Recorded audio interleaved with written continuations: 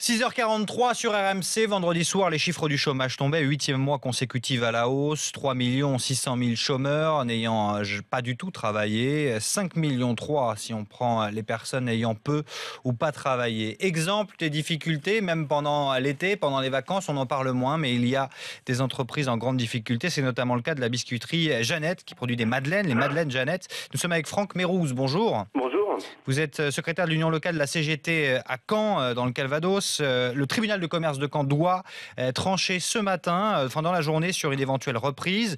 La difficulté pour Jeannette, c'est que, elle a été liquidée en décembre 2013. Depuis, ça fait maintenant 5 mois. Plusieurs salariés occupent ce relais pour occuper les locaux, par crainte en fait qu'on prenne tout le matériel, les machines, et qu'on ne pense pas à eux, à leur avenir, à leur reproposer du travail.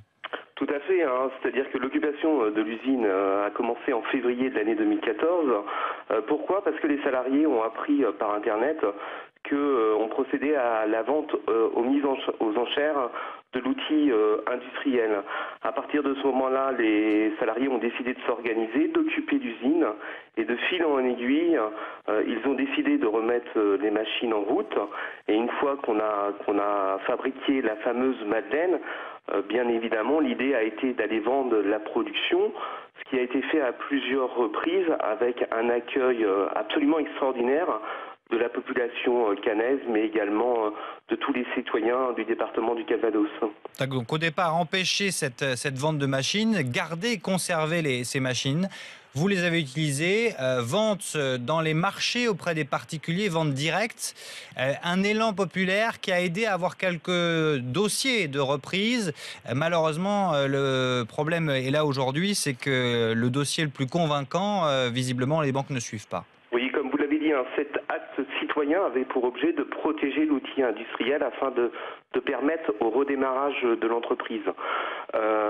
Aujourd'hui, effectivement, cette action a eu pour mérite d'informer la population de ce qu'il se passait et de faire en sorte que plusieurs repreneurs se manifestent sur la reprise. Le projet qui a été soutenu par les salariés, et qui est toujours soutenu, qui est le projet de M. Viana, permettait de garantir un certain nombre d'emplois, permettait de garantir la reprise de la marque et permettait aussi également d'implanter l'entreprise sur le département du Calvados. C'est la raison pour laquelle maintenant, depuis plusieurs semaines, on soutenait ce projet industriel.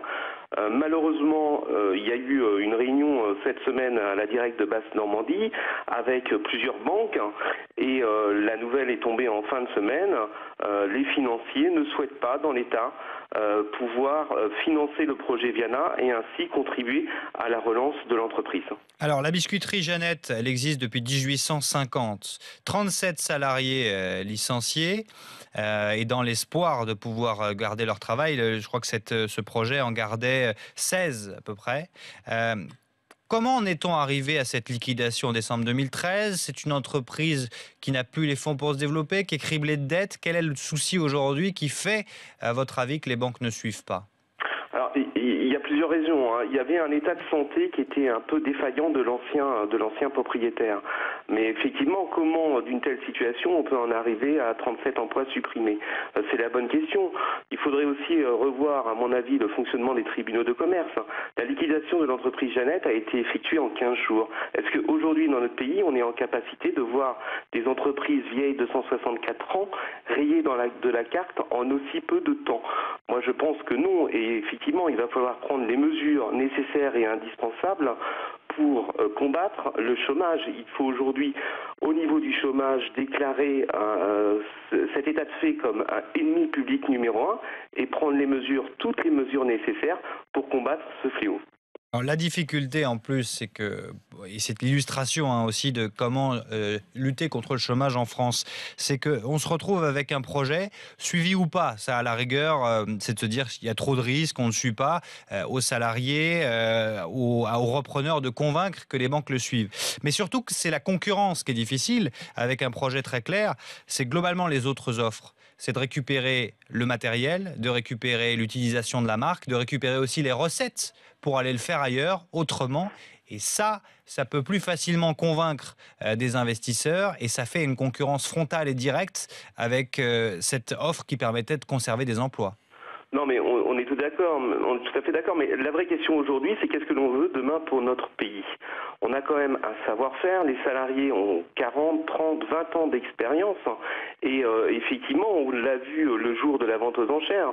On avait des camions qui venaient de pays étrangers, des personnes qui venaient de pays étrangers pour récupérer le savoir-faire industriel français. Est-ce que dans l'État, on doit être en capacité de protéger cet outil et ce savoir-faire et de redonner une deuxième chance à nos industries aujourd'hui en France, ou est-ce que l'on laisse faire et qu'on sera un pays bientôt de commerce et de services? Franck Mérouz, juste une dernière question. Le profil des employés, ce sont majoritairement des femmes et qui sont fidèles depuis des années, voire des dizaines d'années à cette entreprise. Voilà, d'où l'inquiétude. On a des salariés qui ont 20, 30, 40 ans d'ancienneté dans cette entreprise.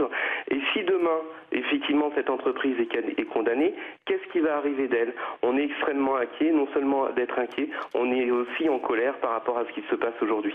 Merci Franck Mérouz d'avoir été avec nous. Au revoir. Décision tout à l'heure du tribunal de commerce de Caen, mobilisation des salariés, vente populaire, vente dans les marchés, vente auprès des habitants, ça a très bien marché.